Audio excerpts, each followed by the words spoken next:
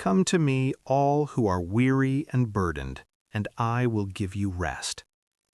These words of Jesus speak gently yet powerfully into the deepest exhaustion of the human soul. They are not shouted commands or distant instructions. They are an invitation, tender and personal. In a world marked by pressure, responsibility, suffering, and endless striving, Jesus' words sound like cool water to a parched heart. They recognize a truth many try to hide, that life can be overwhelming and people grow tired not only in body but in spirit.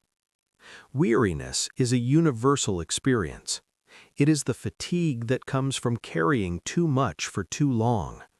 Some are weary from physical labor, others from emotional pain, financial stress, broken relationships, unmet expectations, or silent grief.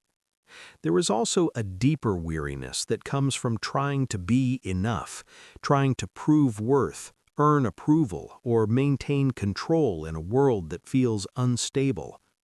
Jesus does not dismiss this weariness. He names it, honors it, and responds with compassion. Come to me, Jesus says.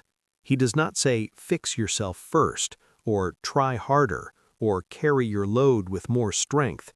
He simply says, come. This invitation shifts the focus from effort to relationship. Rest does not begin with doing, it begins with coming. It begins with turning toward Jesus, bringing nothing but honesty and need. The phrase, all who are weary and burdened, is deliberately inclusive.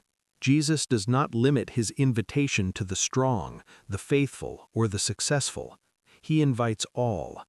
Those who feel broken, confused, ashamed, or overwhelmed are not excluded. They are especially welcomed. Jesus' words tear down the false belief that spiritual rest is reserved for those who have everything together. Instead, rest is offered to those who know they do not. Burdened people carry invisible weights. Some are carrying guilt from past mistakes that will not let them sleep. Others carry fear about the future, anxiety about survival, or pressure to meet expectations placed on them by society, family, or even religion.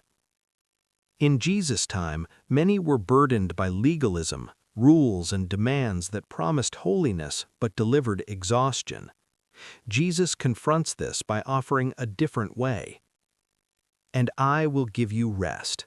This is not a vague promise, it is a personal assurance.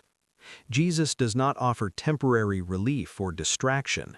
He offers rest that reaches the deepest parts of the soul. This rest is not merely the absence of activity, it is the presence of peace. It is the quiet confidence of being held, known, and loved by God. The rest Jesus gives is different from the rest the world offers. The world says, rest when you finish everything. Jesus says, rest by coming to me. The world says, you deserve rest because you worked hard. Jesus says, you need rest because you are human. His rest is not earned, it is received. This rest begins internally. It calms the restless mind and softens the anxious heart. It releases people from the constant pressure to perform, compete, and prove themselves. When Jesus gives rest, he lifts the burden of self-salvation, the exhausting attempt to fix everything through personal strength. In his presence, people are allowed to breathe again. Jesus continues this invitation by saying, "Take my yoke upon you and learn from me." At first, this seems contradictory. How can taking a yoke, a symbol of work, lead to rest? The answer lies in relationship. A yoke was designed for two, allowing a stronger one to guide and share the load. Jesus does not remove all responsibility, he shares it. He walks alongside, carrying what is too heavy. "My yoke is easy and my burden is light," Jesus says. This does not mean life becomes effortless, it means life becomes aligned. Much of human exhaustion comes from living out of alignment, carrying burdens never meant to be carried alone.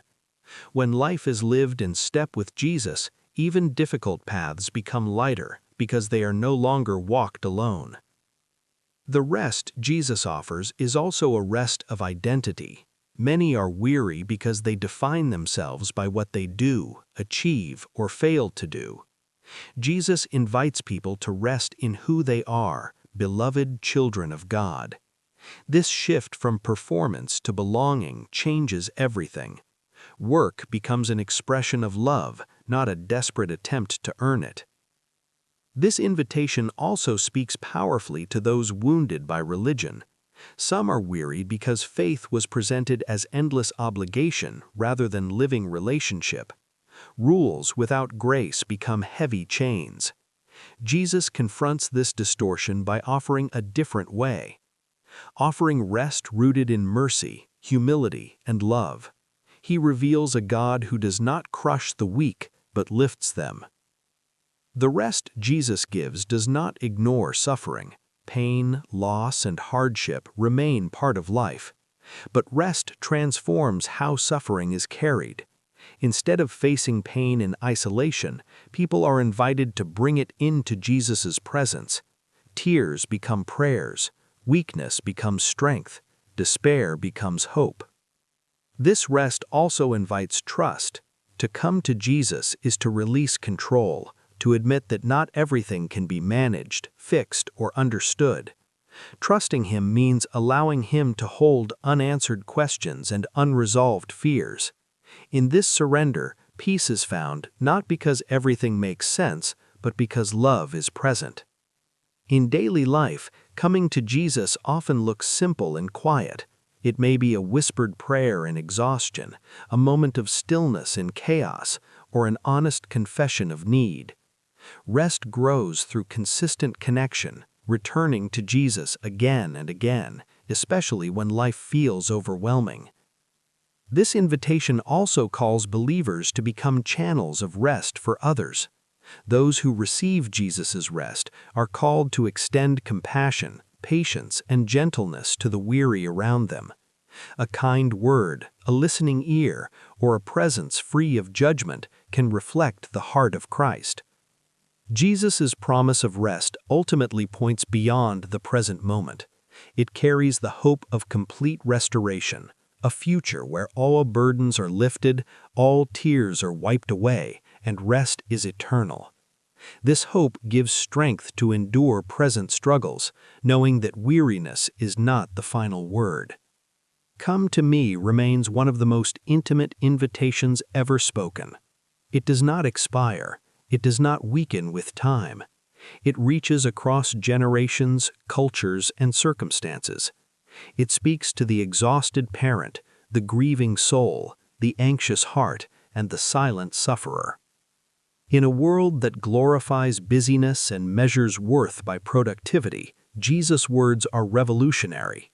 They remind humanity that rest is not laziness, it is sacred. Rest is where healing begins. Rest is where clarity returns. Rest is where love is felt most deeply. When Jesus says, "I will give you rest," He offers Himself. Rest is not found in escape, but in presence. Not in absence of responsibility, but in shared burden. Not in controlling life, but in trusting the one who holds it. To accept this invitation is an act of courage. It requires honesty, humility, and faith. But for those who come, the promise stands true. Weary souls find peace, heavy hearts find relief, and burdened lives discover a rest that the world cannot give. And in that rest, people do not become weaker, they become whole.